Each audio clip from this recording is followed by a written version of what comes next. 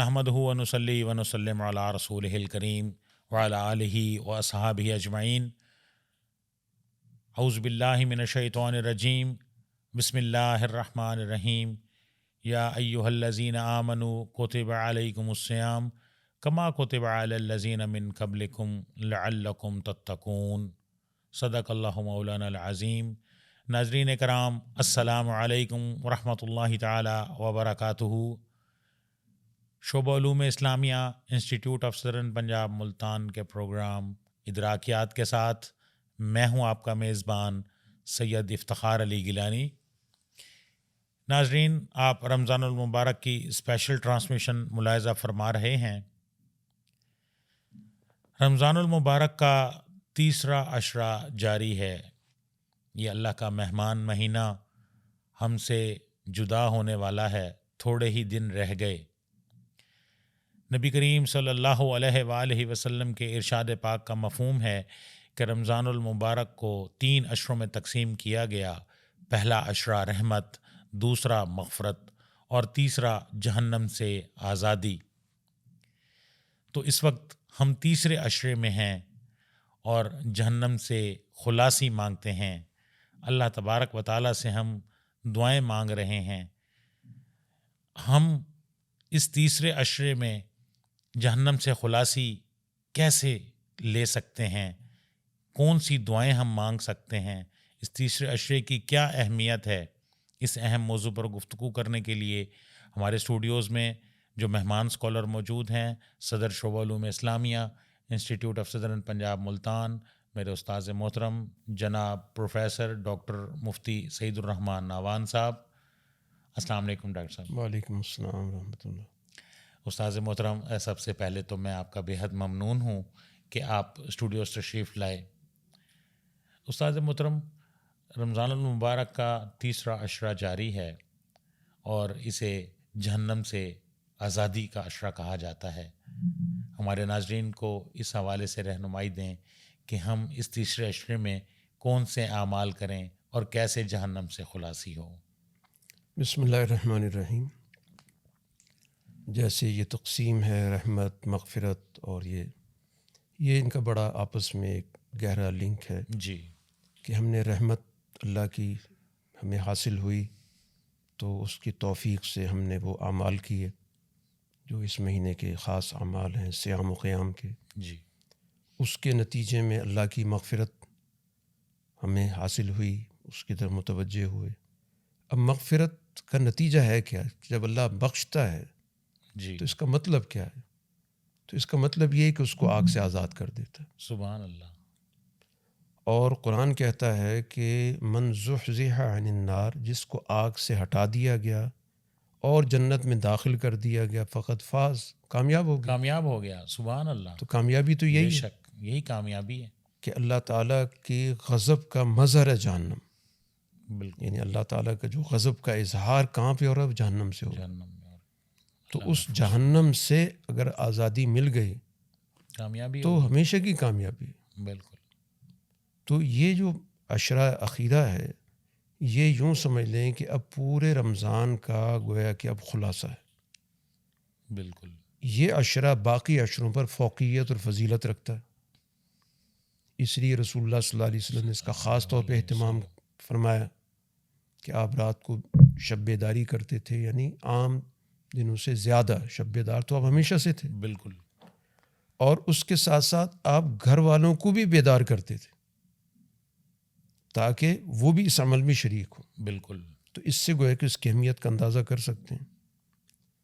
और फिर इसके लिए जो बाकायदा दुआ हमें हज़रत आयशा सिद्दीक़ा रज़ी अल्लाह ताला अन्हा से हम तक पहुँची है, वो है अल्लाहुम्मा इन्नका अफ़ुव्वुन तुहिब्बुल अफ़्व फ़अफ़ु अन्ना, कि अल्लाह तू माफ़ करने वाला है और माफ़ी को तो पसंद करता है, सुभान अल्लाह, हमें माफ़ कर दे। यानी इसके अल्फाज पे गौर करें कि इसमें एक लजाजत, एक दरख्वास्त और अल्लाह ताला की रहमत को, उसकी मग़फ़िरत को हम किस तरह मुतवज्जे कर रहे हैं। और इसी से एक बात और भी समझ में आ रही है कि जब हम अल्लाह से ये तकाज़ा करते हैं, दुआ करते हैं, इल्तिजा करते हैं कि वो हमें माफ़ करे, तो हमें भी एक मैसेज है کہ یہ خلق اپنے اندر پیدا کرو. قرآن حکیم میں ایک جگہ پہ موجود ہے، کہا گیا ولیعفو ولیصفحوا، ہمیں کہا گیا معاف کیا کرو، درگزر کیا کرو. الا تحبون ان یغفر اللہ لکم، کیا تم پسند نہیں کرتے کہ اللہ تمہیں معاف کرے؟ اللہ اکبر. اور اللہ بخشنے والا مہربان ہے. بے تو شک. جب تم اللہ سے معافی مانگتے ہو، چاہتے ہو کہ ہمیں بخش دے، ہمیں آگ سے آزاد کر دے، تو پھر ذرا تم تھوڑا سا اپنے حالات کو بھی اپنے دیکھ لو روٹین نا. پہ بنایا نا یہ والی. جن کے پاس طاقت ہے، اختیارات ہیں، جن کے پاس بہت کچھ موجود ہے، یا جن کا کسی کے ساتھ معاملہ ہے، معمولی سی بات پہ اس کو اتنا طول دے تو دینا اور بدلے لینا. اللہ کی اس صفت سے ہم اسی صورت میں فائدہ اٹھا سکتے ہیں کہ اپنے حصے کا کام کریں. ہمارے دلوں کے اندر انتقام ہو اور ہم اللہ سے کہ معاف کر دیں. اپنے حصے کا تو ہم کام کر نہیں رہے. ہمارے اندر دوسرے کو نقصان پہنچانے کا جذبہ موجود ہے. کوئی چھوٹی سی بات ہم دل میں لے کے بیٹھے ہوئے اور موقع کی تلاش میں ہیں کہ ہم نے اس کو نقصان پہنچانا ہے، اور دوسری طرف ہم اللہ سے درخواست کر رہے ہیں. تو یہ گویا اللہ سے درخواست کرنے کا مطلب ہی یہی ہے کہ ہم نے اپنے حصے کا جو کر سکتے تھے ہم نے کیا ہے.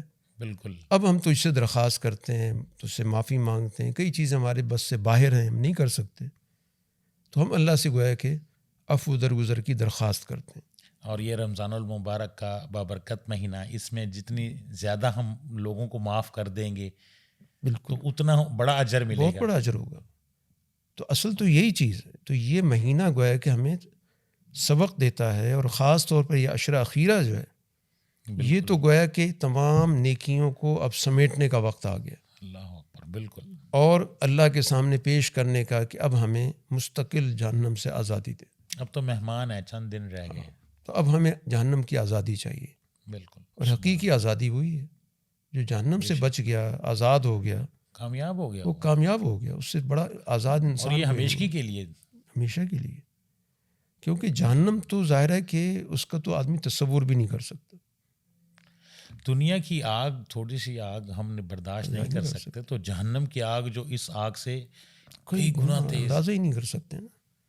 اور پھر دیکھیں دنیا کی آگ خدا نخواستہ کسی کو پہنچ جائے، نتیجہ کیا نکلے گا؟ فوت ہو جائے گا. جی بالکل. اس کے بعد تو اسے کچھ نہیں محسوس ہوگا نا. بالکل ایسا. لیکن وہاں تو ایسا نہیں ہے، وہاں تو موت نہیں ہے. موت بھی نہیں ہے. وہاں تو قرآن کہتا ہے کہ اگر تمہاری یہ جلد جلا دی جائے گی تو نئی جلد جلانے کے لیے پہنا دی جائے گی. اللہ ہمیں محفوظ فرمائے. تو اس وجہ سے آگ سے آزادی کے لیے ہمیں اس عشرے کو وقف کر دینا چاہیے. اپنے اعمال کو درست کریں، اپنے معاملات کو درست کریں، حقوق اللہ کے اندر جو ہماری کوتاہیاں ہیں ان کی اصلاح کریں، اور حقوق العباد کے اندر جو ہم سے کوتاہیاں ہیں ان کی اصلاح کریں. جن کے حقوق ہمارے ذمے ہیں ان کو ادا کریں. بالکل. ان سے ہمارے اگر وسائل نہیں ہیں، وسعت میں نہیں ہے، تو ان سے پھر معافی کی درخواست کریں. بالکل. کہ وہ ہمیں معاف کر دیں.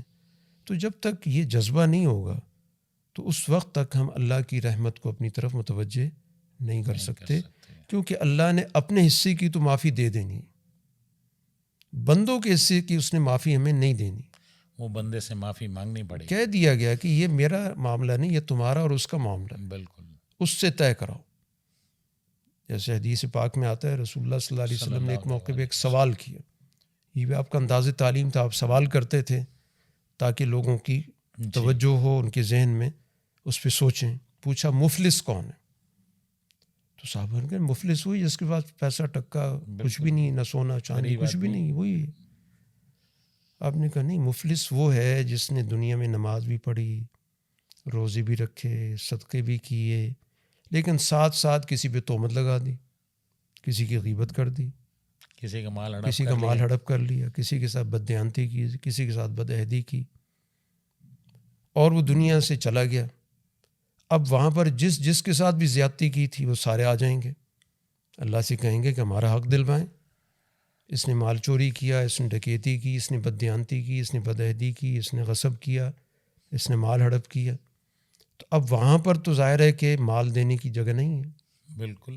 تو وہاں تو انسان کے پاس یہ عمل ہے، وہاں جو سکہ ہے وہ اعمال ہیں. تو اللہ کہے گا ٹھیک ہے، اس کے یہ اعمال ہیں. کوئی اس کے نماز لے جائے گا، کوئی روزہ لے جائے گا، کوئی زکوٰۃ لے جائے گا، کوئی حج لے جائے گا، کوئی عمرہ لے جائے گا، کوئی تسبیح لے جائے گا، کوئی تلاوت لے جائے گا، اور ابھی بھی لوگ باقی ہیں، تو پھر ظاہر ہے کہ ان کا وبال اس کے ذمے. تو آپ نے کہا یہ مفلس ہے، پوری زندگی کماتا رہا، عبادت کرتا رہا، اور جب وہ کام آنا تھا تو ہاتھ خالی ہو گئے. تو اس وجہ سے حقوق العباد کے معاملات تو بہت زیادہ حساس ہیں، اس پہ آج کل ہماری توجہ نہیں ہوتی، اس کو ہم دینداری نہیں سمجھتے. اچھا، ہم اس کو بڑا معمولی لیتے ہیں. وعدہ کر دیا کسی سے، اچھا ہم کہتے ہیں میں نے تو کہا تھا کہ میں آؤں گا، اور پھر میں نے وعدہ تو نہیں کیا تھا. حالانکہ کہنا بھی تو ایک بالکل، دوسرے آدمی کو آپ نے اذیت دی، انتظار میں رکھا، اس نے آپ سے اپنے معمولات آگے پیچھے کیے، اور بہت کچھ ہو سکتا ہے اسے کوئی نقصان بھی اٹھانا پڑا ہو. جی. تو یہ یعنی بظاہر چھوٹی چیزیں ہیں لیکن ہیں بہت بڑی. اس وجہ سے یہ جو عشرہ ہے، تو اس عشرے کو ہمیں چاہیے کہ ہم اس کو واقعی جہنم سے آزادی کا عشرہ، یعنی وہ اعمال کریں کہ جس سے ہماری گردن جو ہے وہ جہنم سے آزاد ہو جائے. ہم اللہ کے حقوق کے لیے بھی اللہ سے التجا کریں کہ وہ ہمیں معاف کرے، اور اسی طرح بندوں کے حقوق کے حوالے سے بھی اللہ ہمیں توفیق بھی دے اور استطاعت بھی دے. اور یہ اللہ سے دعا کریں کہ اللہ تعالیٰ ان لوگوں کے دلوں میں ہمارے لیے جذبہ پیدا کر دے، جب ہم ان سے معافی مانگیں تو وہ دل سے ہمیں معاف کر دیں. یہ قلب دل تو اللہ کے ہاتھ میں ہے. بالکل، یہ ہمیں دعا ضرور کرنی چاہیے کہ ہم اپنی کوشش کرتے ہیں، اب اس کے بعد اس کا دل صاف ہو جائے تو یہ اللہ کا کام ہے، اللہ ان کے دلوں کو بھی صاف کر دے، تاکہ ہم اسی دنیا کے اندر ہی اپنے آپ کو اللہ کی رحمت کا مستحق بنائیں اور جہنم کی سے آزادی کا پروانہ اس دنیا سے لے کے جائیں اور آخرت ہماری کامیاب ہو جائے. آمین آمین. جزاکم اللہ خیراً الاستاذ المکرم. آپ کا بہت بہت شکریہ، آپ اسٹوڈیو تشریف لائے اور بہت عمدہ گفتگو آپ نے فرمائی. آپ سے گفتگو کا سلسلہ جاری رہے گا. ناظرین اکرام، یہ تیسرے عشرے کے حوالے سے آج ہمارا پروگرام تھا، جہنم سے خلاصی کیسے ممکن ہے. استاذ محترم جناب پروفیسر ڈاکٹر سعید الرحمن اعوان صاحب نے اس موضوع پر تفصیلی گفتگو فرمائی. بات ساری عمل کی ہے، ہم عمل کریں گے تو اس کا فائدہ ہوگا. اور یہ رمضان المبارک اب چند گھڑیوں کا مہمان ہے، اب یہی عشرہ ہے ہمارے پاس، اس میں ہم زیادہ سے زیادہ عبادات کر کے ہم جہنم سے خلاصی لیں اور اللہ تبارک و تعالیٰ سے دعا مانگیں. اور اسی عشرے میں ہی لیلۃ القدر ہے، اور اس کے لیے دعا استاذ محترم نے ہمیں بتائی، اللہم انک عفو تحب العفو فاعف عنی. اور جب ہم اس دعا کریں گے، زیادہ سے زیادہ دعائیں مانگیں گے، اللہ تبارک و تعالیٰ رحمان اور رحیم ہے، وہ ہمیں معاف فرمائے گا. تو مجھے بھی اپنی دعاؤں میں یاد رکھیں، اور انشاءاللہ ہم مزید آگے بھی پروگرامز ہیں تو انشاءاللہ ملاقات رہے گی. تو انہی الفاظ کے ساتھ اپنے میزبان سید افتخار علی گیلانی کو اب اجازت دیجیے. اللہ حافظ.